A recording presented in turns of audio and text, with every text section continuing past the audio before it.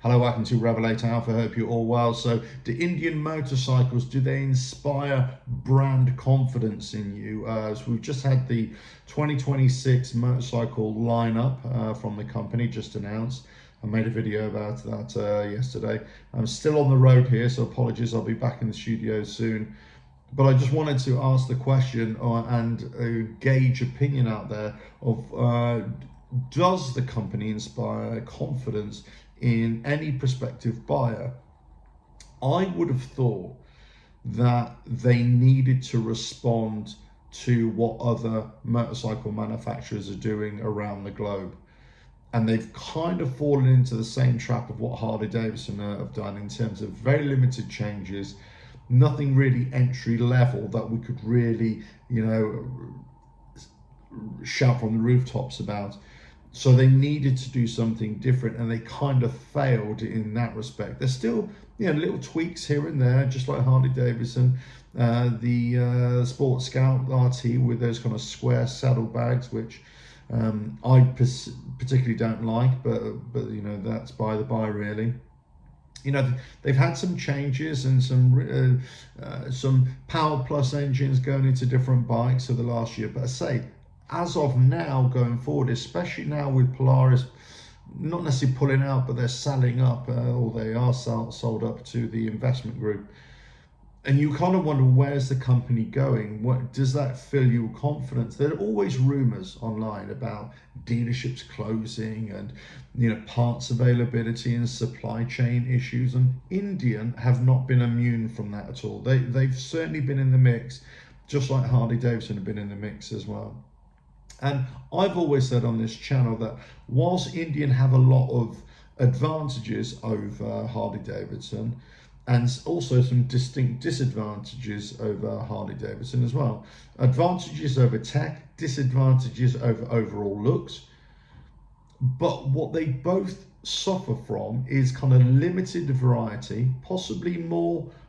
Indian had always more variety with the FTRs, but then Harley-Davidson came back with the Revolution Max engine bikes, the Pan America, Sports RS, and the Nightster. Whether you like those bikes or not, that's a different discussion.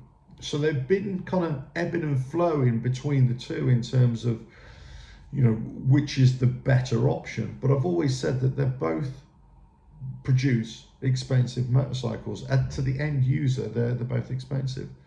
So this is what we've got to consider, really. We've got to consider which is going to be the better option for you, and does the company themselves and the way they're going forward, do they inspire confidence? And I think a lot of this is down to the economy. A lot of it is going to be down to, are they going to be able to produce motorcycles and deliver those motorcycles all around the world to all their dealerships, to where people are buying their motorcycles the most? Can they deliver them consistently?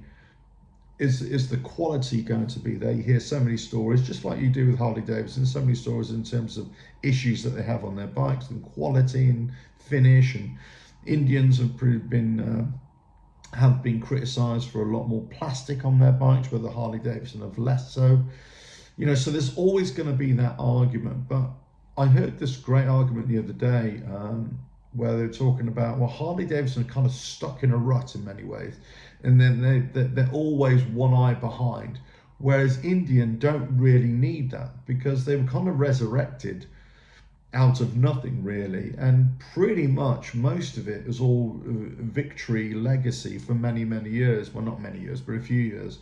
It's only the last few years that Indian is starting to find their own way, so they don't really have a lot of baggage really to be that loyal to. So they could afford to come out with different sorts of motorcycles, I believe, and also a lot cheaper motorcycles. And then, you've got to take the likes of what some European brands are doing now. Those 400cc, 350cc, the Japanese, they're doing it. The Indian motorcycles, let's say Royal Enfield, let alone the Chinese motorcycles.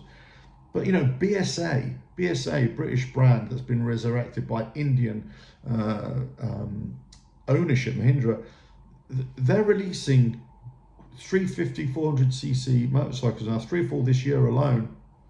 And they're remarked to be going to be selling like hotcakes. There's a lot of demand for these bikes. There's a lot of demand for what Triumph have done, what in some cases what Royal Enfield are definitely doing. BMW now are doing different sorts of bikes as well. So there's many of the manufacturers all over the world who are giving different options and inspiring confidence and attracting new buyers to the brand at different price points.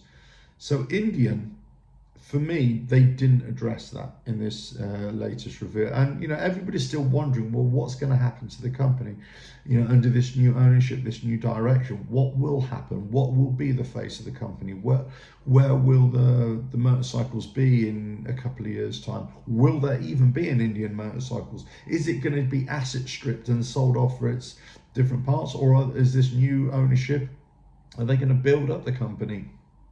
These are all unanswered questions, of course.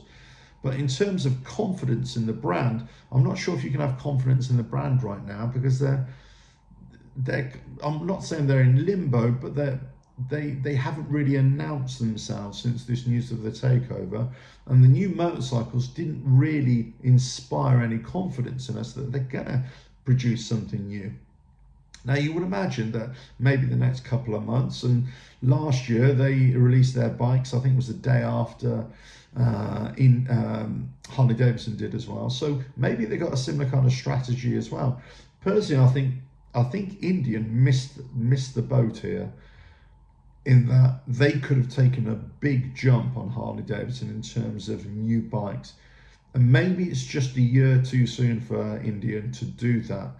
But you would imagine going forward, if they want to be serious contenders in terms of producing lots of motorcycles going forward, their biggest competitor is undoubtedly Harley Davidson, but they also need to add another feather in their cap in terms of who else is producing motorcycles and taking market share from the United States.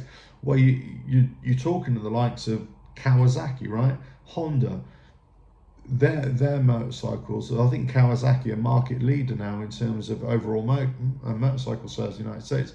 So I'm not saying they have to compete with those motorcycle models in particular, or the styles, but they certainly have to compete for market share. And Indian have to compete with Harley Davidson, and they have to steal some ground from them as well. I thought they were doing it a few years ago. It seems if, and I made a video a couple of years ago possibly, that they seem to be slowing down and faltering on that and not capitalizing on some of the gains that they'd already made. And I would have thought that they should have made it by now. But let us know your thoughts in the comments below. Do you have any confidence in Indian going forward and the motorcycles that they produce? Some you'll like, some you don't like. I do like Indian, I've got to say, I do like them. But in terms of what they've delivered so far this year, I can't say I'm inspired. But let us know your thoughts in the comments below. If you like what I do here, keep on watching, and I'll catch you again. Bye now.